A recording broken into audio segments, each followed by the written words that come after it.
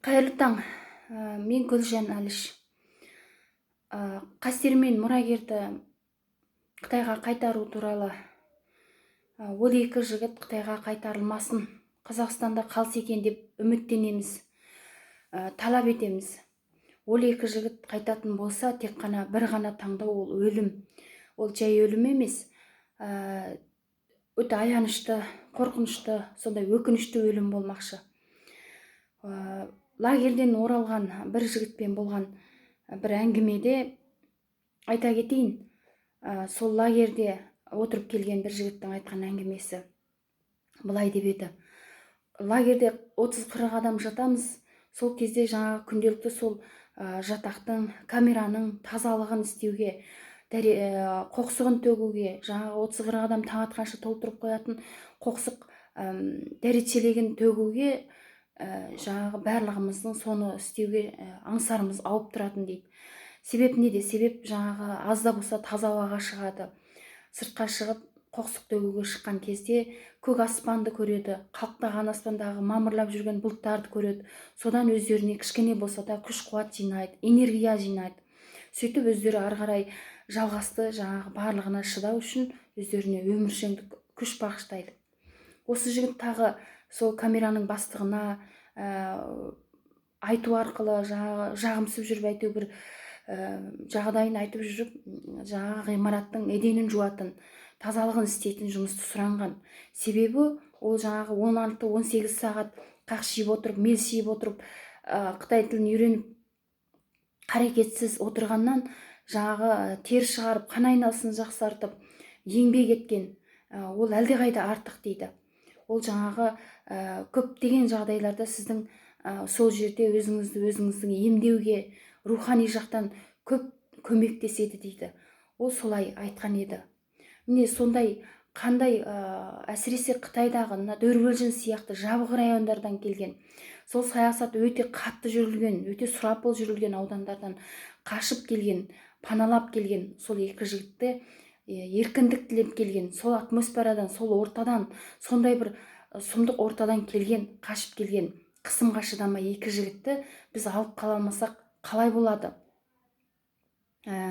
Ол екі жігітті, жаңағы екі жігітті қайтарудың өзі жаңағы бір рулы елдің, бір әулеттің, тіпті арысын айтсақ сол Қытайдағы 3 миллион қазақтың тамырына балта шабуымен бірдей ау.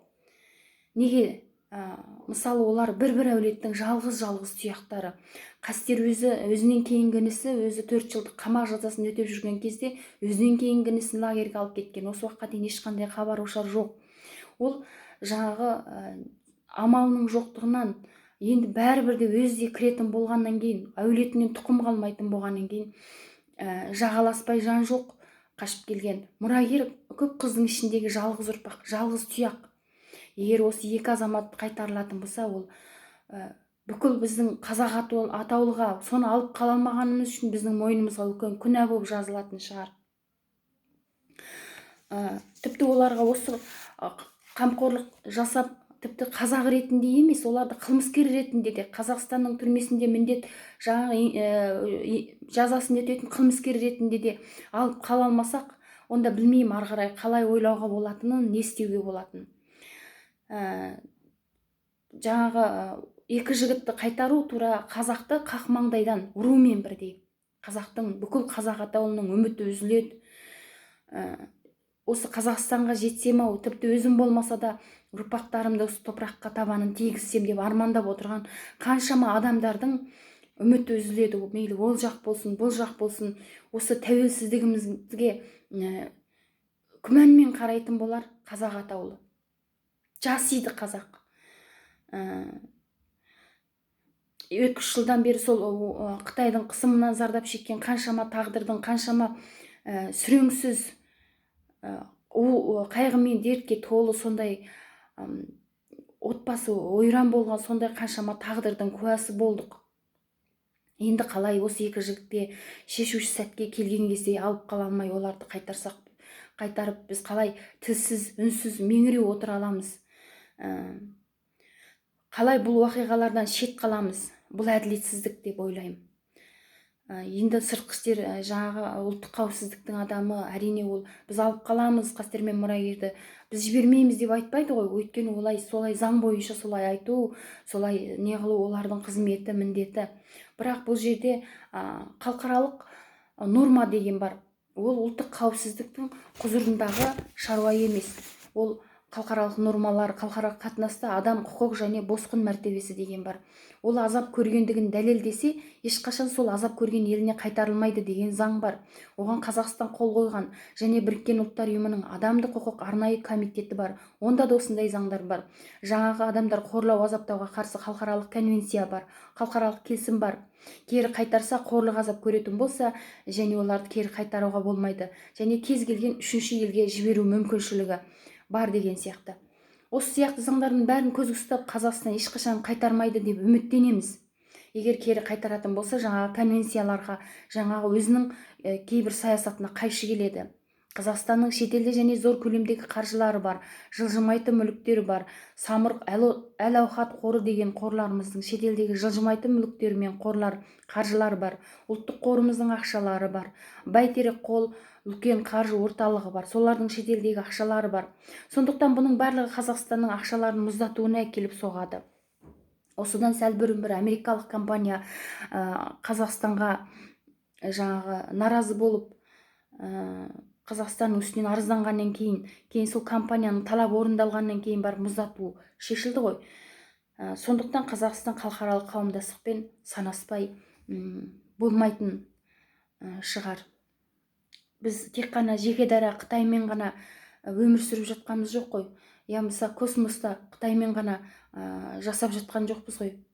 Бүкіл халықаралық қауымдастық бар. Бүкіл жер шары бетіндегі барлық мемлекет бір-бірімен тығыз байланыста, бір-біріне ықпал етеді. Адамдық құқық, адамзаттың құқығы кез келген және халықаралық келісімшартта да жаңағындай заңдар бар. Сондықтан ол екі елдің ортасындағы келісімшарттан халықаралық келісім жоғары тұрады деп үміттенеміз.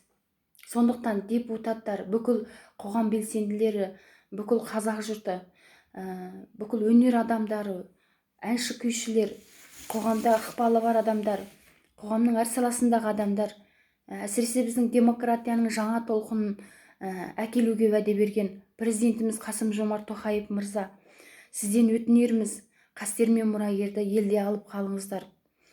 Ұлты тегі, нәсілі басқа американдардың өзі жаңағы ұйғырларды қорғау заңын бекітіп, Қытай демократтарының өзі сол Қытайдың заңсыздықтары, келеңсіздіктері үшін 403 беттік құпия құжаттарды, Шинжаңда болып жатқан саясатты дәлелдейтін неше түрлі құпия құжаттарды әшкерелеу арқылы қарсы тұрып жатқан жоқ па сол билікке, сол заңсыздыққа. Гонконгта бүкіл халық, Қытайдың өз халқы, өз ұлты көтеріліп жатқан жоқ па тәуелсіздік үшін, адамдық құқық үшін, еркіндік үшін. Енді осындай, ал енді біздің екі жігітіміз жаңағы темір етіктен теңгедей, темір таяқтан тебендей қалды деуші ме еді, сондай дәрежеде тау асып, тас басып, сондай қиыншылықпенен жаңағы анасын іздеген бота ұқсап зар еңіреп, үлкен үмітпен, үлкен жаңағы зор қайратпенен осы жерге келген кезде олардың елге кері қайтарылуы, ол енді бүкіл қазақ атаулыға үлкен сын.